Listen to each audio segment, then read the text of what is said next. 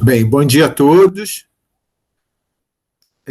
Gostaria de agradecer ao convite da comissão organizadora para fazer parte desse evento. Meu nome é Adriano Gomes da Cruz, eu sou professor do Departamento de Alimentos do Instituto Federal do Rio de Janeiro. E desde já, estou muito feliz em fazer parte do hall de palestrantes desse evento. Bem, o nome da palestra que eu vou promulgar hoje é Leites Fermentados Probióticos. Bem, o que são probióticos, na verdade, Existe uma definição de Hill que fala que probióticos são micro-organismos vivos, administrados em quantidades adequadas, que conferem benefícios à saúde do hospedeiro. Ou seja, na verdade, são uma classe de bactérias, que precisam estar vivas, existe uma quantidade mínima, que elas devem ser administradas, para elas conferirem esse benefício, e uma vez que elas estão nessa quantidade mínima, elas conduzem a um benefício à saúde do consumidor, que nesse caso aí está representado pela palavra hospedeiro, que é um sentido mais amplo. Essa definição é de Hill et al. 2014, e ela é válida até os dias de hoje. Os probióticos, clássicos, são os lactobacillus e bifidobacterium, E recentemente, o nome deles mudou, Nós temos lá o lactobacillus passou a ser lactica casei bacillus, O lactobacillus paracasei, lactica bacillus paracasei, e o lactobacillus ramossus, lactica casei bacillus ramossus. Então, a gente tem uma série de bactérias com esse status de probióticos, entre elas bacilos, enterococos, uma levedura que a gente chama de Saccharomyces boulardii, que é a única levedura com status probiótico, porém, as mais utilizadas, em alimentos são o lactobacillus e bifidobacterium, São chamadas as cepas probióticas clássicas, ou seja, existe um longo histórico de uso desses micro-organismos, e eles não causam, não tem nenhuma relação à intoxicação alimentar, infecção alimentar causada para os consumidores, e têm efeitos benéficos à nossa saúde. O que qualifica uma espécie ou uma espécie cepa probiótica, como probiótica, Você vê que tem gênero, espécie e cepa, O gênero é hierarquicamente é o maior, depois vem a espécie, depois vem a cepa, A cepa que diferencia um micro-organismo do outro, porque ela está relacionada ao fabricante, que descobriu, a pessoa que descobriu, que patenteou, Então, no caso, assim, a gente tem o hospedeiro-alvo, humanos, animais, eles podem ser isolados de humanos, animais, de plantas, e eles têm como local de atuação, o intestino, que é o local mais comum, mas nós temos outros locais, que eles podem exercer seus benefícios, Eles colonizam a parede o trato gastrointestinal, o intestino humano, e eles produzem lá compostos de cadeia de pH mais baixo, ácidos graxos de cadeia curta, que fazem descer o pH. Esse pH mais baixo acabam solubilizando minerais, e acabam constituindo uma barreira, para patógenos se instalarem no intestino. Além disso, eles formam, pela ação do seu sistema enzimático, eles formam peptídeos. E esses peptídeos têm ação imunobiológica, antioxidante, antihipertensiva, antiglicêmica, e acabam caindo na corrente sanguínea, e acabam exercendo seus efeitos em outros locais além do intestino. Quais são os micro-organismos probióticos mais importantes? Conforme eu falei, a gente já falou que existe o lactobacillus e o bifidobacterium, ambos são gram positivos, não formam esporos e flagelos, ou seja, eles têm dificuldade de sobreviver ao tratamento térmico, eles não sobrevivem ao tratamento térmico, tá? Eles têm uma toxidez exagerada ao oxigênio, ou seja, o oxigênio é sensível, é um fator de sensibilidade para a sua viabilidade, Então, eles têm um metabolismo anaeróbio ou anaeróbio facultativo, são heterofermentativos, no caso do bifidobactério, né, que é o ácido e ele acaba produzindo ácido lático, ácido acético, e o homofermentativo, que no caso do lactobacilos, né? Então eles acabam, né, constituindo, né, sendo capaz de degradar o açúcar do leite, né, que é a lactose, e outros açúcares, né, produzindo ácido lático, né? E no caso de adicionar ter bifidobactéria, né, nós temos um problema que é a produção do ácido acético. Isso pode ser ruim, né, para um produto alimentício, principalmente para o leite fermentado, que pode conferir um sabor sensorial desagradável a esse produto, pela produção de uma nota vinagrada. Eles têm temperatura e pH ótimo na categoria de bactérias mesófilas, 35 a 40 graus Celsius, tá? É a temperatura da planta de processamento, e o pH deles é o pH próximo da neutralidade. Eles também têm uma dificuldade, né, em sobreviver em pH ácidos. Eles têm baixa atividade proteolítica. O que significa isso? O sistema enzimático deles degrada com menor velocidade as proteínas do leite, né, e acabam tendo alongando o tempo de fermentação do produto lácteo. Então, muitas vezes são adicionados como cultura adjuntas, né, se beneficiando das culturas tradicionais do leite, as culturas starter, que elas degradam a lactose em ácido lático numa velocidade mais alta. Eles acabam metabolizando também diversos carboidratos. Quais são os critérios, né, para ser probiótico, para ser uma cepa ser chamada de probiótico? Conforme eu falei, né, existência adequada do estudo clínico, né, randomizado, robusto, com marcador de saúde, né, e com população de estudo comparável, né, que diz a dose do estudo e o resultado desse estudo, ou seja, uma glicemia, uma hipertensão, né, uma questão de um cálculo renal. Então, nós temos que ter um marcador claro que a gente diz que o consumo dessa bactéria probiótica foi capaz de aliviar, né, ou de induzir positivas melhoras nesses marcadores. Seguro para uso pretendido, ou seja, ele não pode causar intoxicação, não pode conferir genes de transferência de antibiótico, né? Uma sequência de genoma de alta qualidade, ou seja, o seu genoma deve ter sido decifrado, né? Isso é claro para bactérias, para esse tipo de micro-organismo, né? Atribuído a um grupo taxonômico atual, ou seja, eu preciso, né, de um grupo taxonômico que eles são vinculados, né? Eles são vinculados, estão ligados ao lactobacillus, a lactobacillus ou bifidobactéria lactis, acidófilos, e eles têm homologia, né, com relação ao material genético. E são depositados em culturas internacional, coleção de culturas internacional. Interessante você falar que um probiótico eficaz de alta qualidade, ele não precisa ser naturalmente encontrado no intestino humano. Ou seja, ele não precisa ser derivado de humano, na verdade. Ele pode ser derivado de outro animal. Basta com que ele tenha a capacidade de conferir um benefício clínico num estudo altamente randomizado e altamente robusto. Tá? A gente vai ver daqui a pouco que uma das cepas mais utilizadas no mundo como probiótica, ela foi isolada de animais, não foi isolada do intestino humano. Tá? Ela tem que ser capaz de colonizar o trato gastrointestinal. Tá? Ela, na verdade, assim, a maioria dos probióticos, quando chegam lá, a colonização é temporária e eu preciso consumir de novo, né, para que eles possam persistir nesse efeito. Revestido para sobreviver à passagem pelo estômago, ou seja, eles têm que sobreviver ao estômago e intestino, que a gente chama de funcionalidade, o estômago pH baixo, o intestino os sais biliares, e ele é composto de várias cepas, tá? Ou seja, ele não precisa ser composto de várias cepas, ele basta ser uma cepa única, tá? Não precisa ser uma mistura de probióticos, apenas uma cepa é capaz de causar o efeito desejável à saúde, que é demonstrado pelo estudo clínico. Aqui nós temos alguns tipos de bactérias probióticas, o Lactobacillus rhamnosus e o bifidobactério. Tá? Você pode olhar que o bifidobactério, o bifidobactério lactis ou Lactobacillus rhamnosus, o bifidobactério tem uma bifurcação em torno de um Vzinho, que é uma característica do bifidobactério na coloração de grã.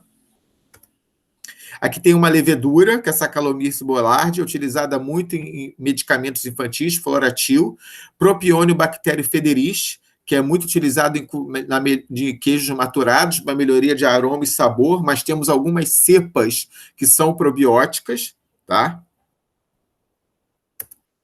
O Enterococcus faecium, que aí remete a uma observação que algumas cepas apenas de Enterococcus faecium são probióticas, né? Não são todas as cepas, que tradicionalmente o Enterococcus faecium são contaminantes de alimentos de origem animal. Tá? Então, existe um grande receio da comunidade de trabalhar com essas cepas de Enterococcus faecium probiótico. E o Bifidobacterium animalis BB12, que foi patenteado pela Christian Hansen, tá? O animalis, que ele foi utilizado no animal e é mais utilizado no mundo. Tá? Inclusive, é presente em leites fermentados comercializados no mundo inteiro. Eu falei anteriormente que os probióticos precisam, que eles têm que ser administrados, né, numa quantidade adequada para ter um benefício à saúde, né? Que quantidade adequada é essa? Nós temos, na verdade, uma coisa chamada dose terapêutica, que é a contagem das bactérias probióticas capaz de proporcionar efeitos benéficos à saúde humana. Ou seja, estabelecido em 10/8, 10/9 unidade formadora por grama ou por ml. Tá?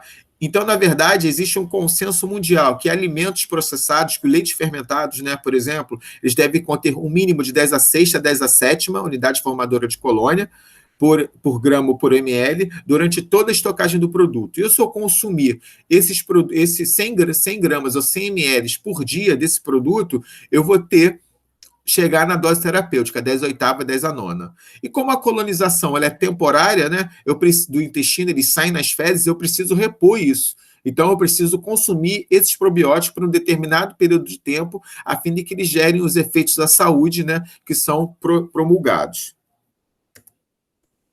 No Brasil, a rotulagem, né, de alimentos, de produtos probióticos, ela não é uma rotulagem para fins nutricionais.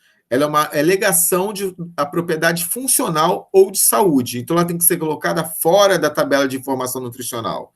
Ou seja, o rótulo do produto deve conter a contagem microbiana desse micro-organismo, tá? E a porção diária do produto para o consumo, tá? Que garante função alegada dentro de prazo de validade do produto. Ou seja, o fabricante deve me dizer qual a quantidade da bactéria que eu tenho ali, do micro-organismo que eu tenho ali adicionado por grama daquele produto, e deve me dizer o seguinte: você tem que consumir 100 ml, 2 porções de 100 ml por dia, para chegar naquela dose terapêutica, né, para educar o consumidor e instruir a fim que ele possa ter benefícios devido à ingestão desse produto. Aqui tem a resolução colegiada da Anvisa de 2018, que ela fala dos requisitos para aprovação da segurança e dos benefícios à saúde dos probióticos para uso em alimentos. Tá no diário, tá no site da Anvisa, tá? E então fala tudo o que a gente colocou ontem, a questão de transferência de antibiótico, a questão deles serem determinados geneticamente de forma inequívoca e outras questões. E agora saiu um guia para a instrução processual de petição para avaliação de probióticos em alimentos.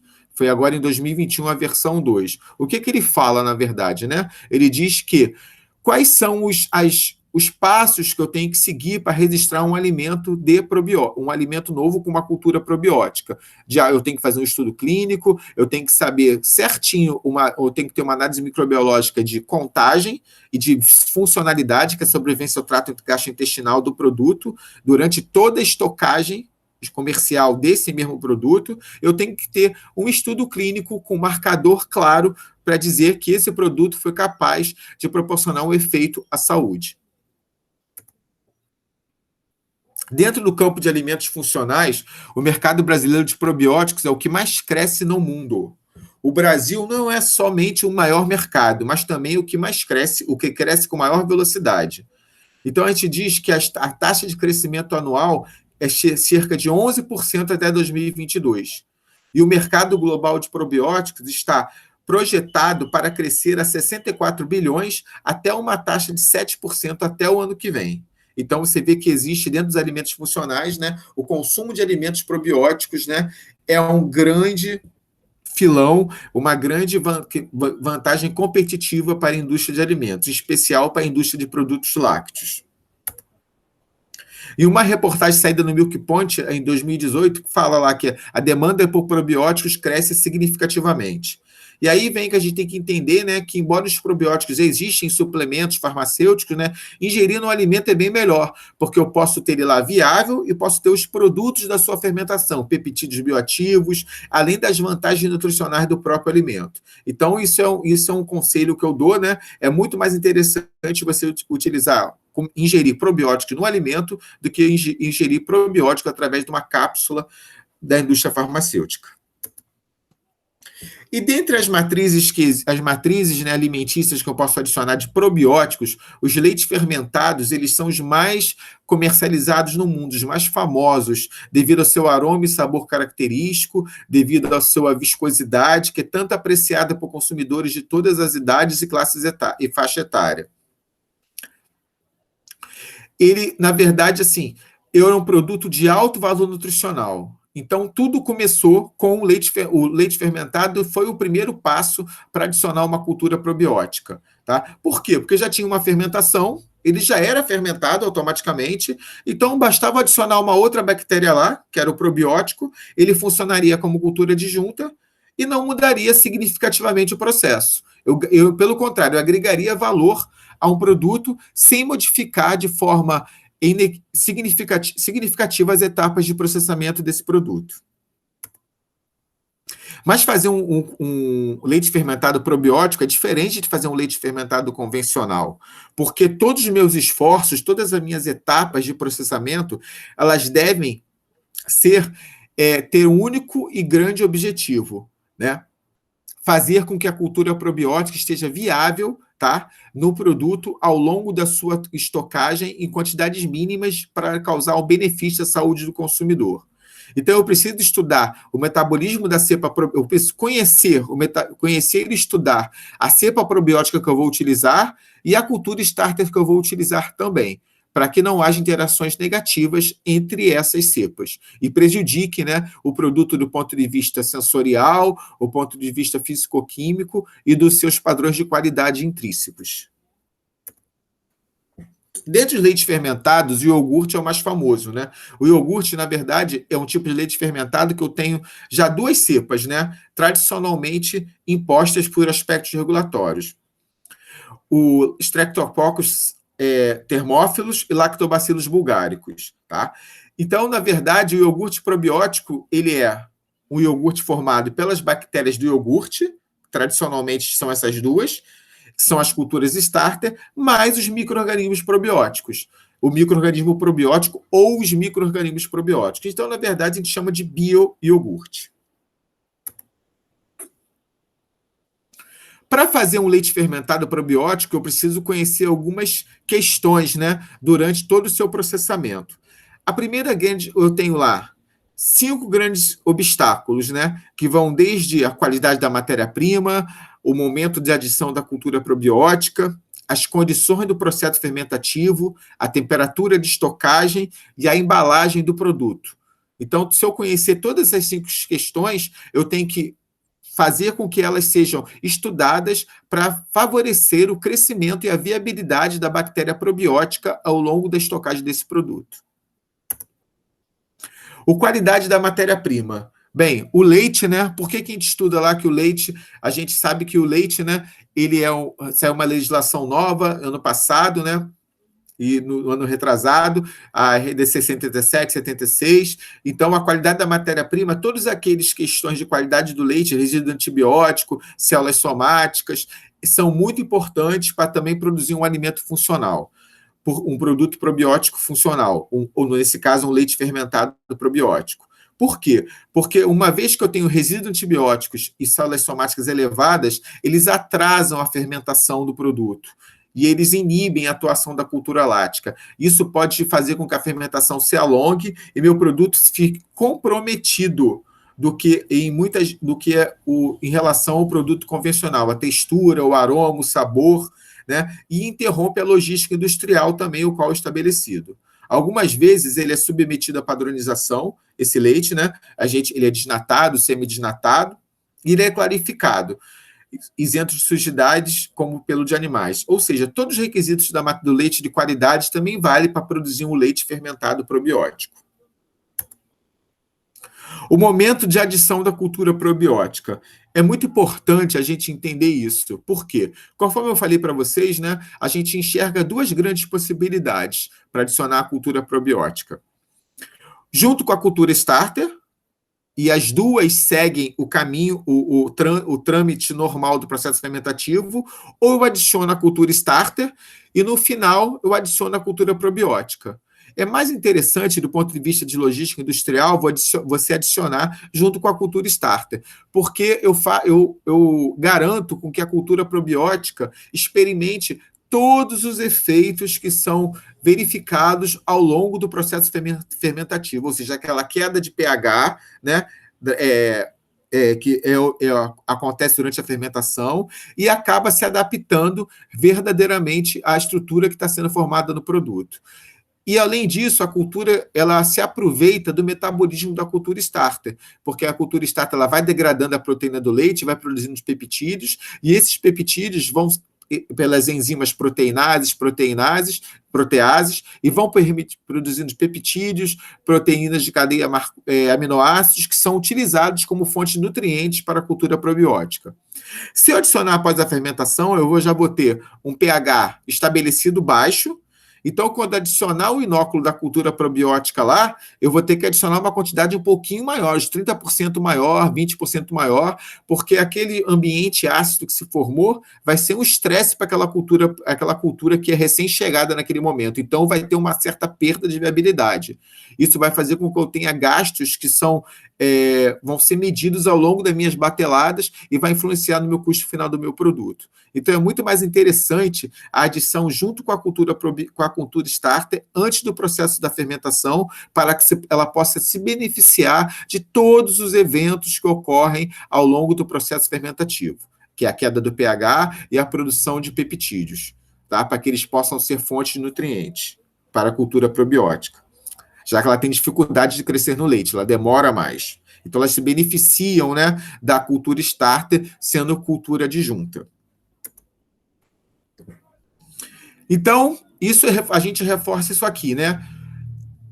Como eu resolvo isso, já que eu sei que elas têm reduzida atividade proteolítica, com dificuldades para crescer no leite? Eu adiciono a cultura starter, junto com a cultura starter, é a solução mais interessante da logística industrial, mas caso eu não queira fazer isso, eu posso adicionar substâncias promotores de crescimento. Ou seja, eu quero fazer um leite que não tenha cultura starter, que ele seja fermentado apenas pelo probiótico, leite fermentado só pela cultura probiótico, como era o caso do leite acidófilo, que tem na Europa, só o Lactobacillus acidófilo. Então, muitas vezes, como eu sei que aquela cultura, o Lactobacillus acidófilo, ele vai ter dificuldade de crescer no leite, vai demandar, né, um tempo muito maior para crescer no leite. Esse é o caso do Yakut, que é o Lactobacillus casei shirota, só tem ele presente lá, né? Eu decido que a fermentação realmente ela vai ocorrer num tempo muito maior, eu já estou preparado para isso, ou então eu posso adicionar na minha formulação substâncias promotoras de crescimento, são os hidrolisados, peptídeos, né, para as bactérias probióticas, para incentivar seu crescimento. A grande questão disso é que pode ter um custo econômico bastante elevado também, né, que pode influenciar no preço do meu produto para o consumidor. Então, voltando, né, eu adicionar a cultura probiótica com a cultura starter é a maneira mais interessante para fazer um leite fermentado probiótico, tá? Caso você queira fazer como o Yakut, né, você já sabe que você vai ter um tempo de fermentação maior. Então, você vai ter que ter um controle de fermentação, uma qualidade de matéria-prima do leite bem forte para que não tenha contaminantes ali que sejam competidores com a bactéria probiótica. Ela é fraca competidor e ela cresce em menor quantidade. Mas eu sei de antemão que, devido ao seu sistema enzimático ser de menor atividade, elas vão demorar mais a crescer. A gente sabe que a interação entre a cultura probiótica e a cultura starter é bastante importante também, porque os iogurtes eles são produtos de alta acidez, né? Eles, na verdade, são lactose, ele tem a conversão da lactose em ácido lático. É um mecanismo simbiótico, na verdade, né? Cresce o Streptococcus termófilo primeiro, né? Ele consome o CO2 todo do processo da matriz do produto e faz a primeira proteólise, e essa proteólise, esses peptídeos que são gerados pelo Streptococcus termófilo, eles acabam, e produz CO2, acaba gerando fontes de nutrientes para o Lactobacillus bulgaricus crescer. E o Lactobacillus bulgaricus acaba crescendo mais rapidamente que o Streptococcus termófilo, estabelecimento de uma reação de simbiose. Tá? Ele também produz compostos que são importantes para o crescimento do Streptococcus termófilo. Então, a gente precisa entender que adicionar uma cultura probiótica dentro de um produto lácteo, né, ela precisa ser da mesmo fornecedor que a cultura starter é. Ou seja, se eu quero fazer a empresa X, eu tenho minha cultura probiótica da empresa X, né, eu tenho que utilizar a minha cultura starter da empresa X também. Não adianta eu misturar X com Y, com a empresa Y, porque a cultura X, a empresa X, a probiótica com a empresa X e a cultura starter da empresa X já foram testadas previamente. Uma não inibe o crescimento da outra. Tá? Isso acaba tendo menos chance, né, de insucesso na formulação do meu produto. No caso quando para leites fermentados que são adicionados lactobacillus bulgaricus, o que eu tenho? O decréscimo do pH após a fermentação. O lactobacillus bulgaricus continua a baixar o pH após o processo fermentativo. Tá? Então, o que acontece? Durante a estocagem do produto refrigerada, eu ainda tenho a queda do pH, que eu chamo de pós-acidificação. E, além disso, o Lactobacillus bulgaricus acaba produzindo peróxido de hidrogênio. Tá? Isso pode ser ruim para bactérias probióticas, tá? Principalmente para bifidobactério. Então, entender o mecanismo de pós-acidificação é muito interessante e crucial no processamento de leites fermentados probióticos, em especial iogurtes. Né? Eu preciso conhecer eu preciso conversar com o meu fornecedor de forma a ver com ele uma cultura de lactobacillus bulgaricus que tenha menor velocidade metabólica, para que não decresça o pH de forma significativa, né, ao longo da estocagem, de forma a inviabilizar a viabilidade da minha bactéria probiótica. As possíveis soluções para lidar com o processo de pós-acidificação, né? Além de selecionar uma cultura com o meu fornecedor, uma cultura de lactobacillus bulgaricus, né, que ela tem um metabolismo mais lento, eu posso parar o processo fermentativo num pH maior. Em vez de eu parar no 4,5, 4,6, eu posso parar no 4,8, 4,8, 4,7, ainda que haja um comprometimento da textura do meu produto, devido a não chegar totalmente no ponto elétrico da caseína. Então, se eu parar no pH um pouquinho mais alto, eu contrabalanceio isso ao longo da estocagem, porque se eu parar no pH 4,5, pode ser que daqui a 30 dias eu chegue no pH 4,2, já chegue extremamente ácido e o micro-organismo probiótico não esteja viável lá. Mas se eu parar no 4,8, pode ser que daqui a 30, 35 dias eu chegue no 4,5, tá? 4,5, 4,4. Então, já está tolerante para a bactéria probiótica. No caso do iogurte, né, eu posso no caso de retirada do lactobacillus bulgaricus, né, e usar apenas o leite fermentado, o Streptococcus termófilo, para fazer um leite fermentado com cultura starter e a cultura probiótica, eu posso, mas eu não posso chamar mais ele de iogurte, porque eu vou ter problemas com a legislação. Porque a legislação ela implica, né, que eu tenha o lactobacillus bulgaricus e o Streptococcus termófilos para caracterizar o iogurte. E, além disso, eu posso falar com o meu fornecedor, né, se é bem possível, né, cepas probióticas têm um grau maior de resistência a uma acidez que se estabelece durante a estocagem do produto. Hoje em dia já está tudo muito desenvolvido na parte de bioprocessos, do desenvolvimento de cepas. Então, além disso, eu tenho a microencapsulação, consigo falar com o meu fornecedor cepas com menor ou maior velocidade metabólica. O mais importante é que eu utilize tudo sempre do mesmo fornecedor. As condições do processo fermentativo. O processo fermentativo nada mais é que o pH e temperatura. Veja bem, tradicionalmente, né, o iogurte, o leite fermentado, né, falando do iogurte, que é o leite fermentado mais comum no mundo inteiro, no Brasil inclusive, né, ele é fermentado a 45 graus Celsius, já que as bactérias do iogurte são termófilas. Tá? Porém, quando eu adiciono uma cultura probiótica, lembrando que eu falei lá no início que a gente precisa otimizar todo o processo para a viabilidade da cultura probiótica, é mais interessante utilizar de 37 a 40 graus Celsius, tá? Porque são as temperaturas das bactérias probióticas, tá? A gente aumenta o tempo de fermentação um pouquinho mais, em vez de acontecer em 3 horas e meia, acaba acontecendo em 4 e pouca, mas a gente ganha na viabilidade do produto, né? E no off-flavor, que é característico de permitir uma ótima sobrevivência da bactéria probiótica.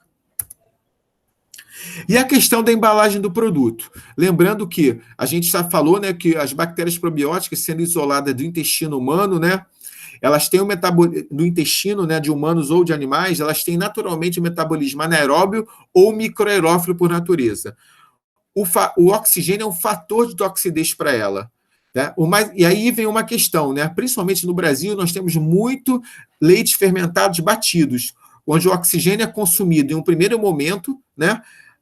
Durante a fermentação pelo Streptococcus thermophilus, depois no rompimento do gel, que é o chamo do batimento do gel, o oxigênio entra, é reincorporado no produto.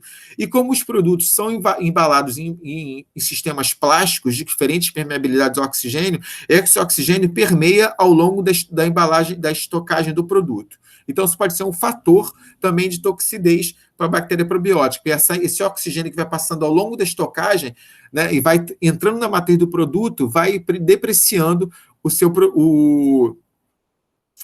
a viabilidade do probiótico. Então, é muito interessante você trabalhar com filmes, com conjunto de filmes com diferentes permeabilidades ao oxigênio, fazer testes preliminares, ou então tentar trabalhar com vidro, voltar ao passado. A questão do vidro é que o vidro é de difícil manuseio, quebra, né? Mas no momento que a gente fazer um claim, né, de voltar ao passado, de tempos de nossos pais, nossos avós, né, fornecer embalagens de vidro, existe muito leite fermentado, alguns leites fermentados e leite já, né, que são embalados em vidro, né, e tem tido uma grande aceitação, não tem sido motivo de recusa do consumidor, né? Considerações finais, né? Na verdade, né, os leites fermentados probióticos acabam constituindo uma grande parcela do mercado de alimentos funcionais. Tá? Dentre as matrizes alimentícias, o leite fermentado sai na frente pelo alto grau de sabor, aroma e textura, né, que é apreciado por todos os consumidores, por grande parte dos consumidores, e por ter um espectro positivo na nossa mente. Porém, para fazer um leite fermentado probiótico funcional, com viabilidade, com alta aceitação sensorial, a gente precisa otimização e precisa de conhecimento técnico, conhecer sistema de embalagem, natureza e interação das cepas da cultura probiótica com a cepa da cultura starter, né? Entender o metabolismo dessas culturas, né? Que momento que essas culturas vão ser adicionadas, e a questão do toxidez oxigênio, o pH, a questão do sistema do mecanismo de pós-acidificação, né? E principalmente testes sensoriais para validar isso tudo. E o mais importante é que essas etapas, né, uma vez seguidas, elas vão possibilitar o êxito no mercado, na introdução de produtos com alta aceitação e com vantagem competitiva do mercado consumidor. E, consequentemente, vou ter uma diversificação maior de produtos expostos. Isso aqui são os livros, né, que eu editei na área de probióticos. Esses dois primeiros, né, o azulzinho e o laranja, são de 2021, saiu ano passado. 2020, desculpa. Mentira. O azul é de 2020 e o laranja é de 2021. E os outros saiu de 2011 e 2012, quando eu estava na Unicamp fazendo doutorado. Gostaria de agradecer a atenção de todos. Esse é meu e-mail. E desde já, qualquer dúvida, qualquer sugestão, pode mandar por e-mail, que eu prometo que eu respondo no máximo em 24 horas. Muito obrigado mais uma vez à coordenação do evento, né? E agradeço mais uma vez a oportunidade de fazer parte dele. Muito obrigado a todos.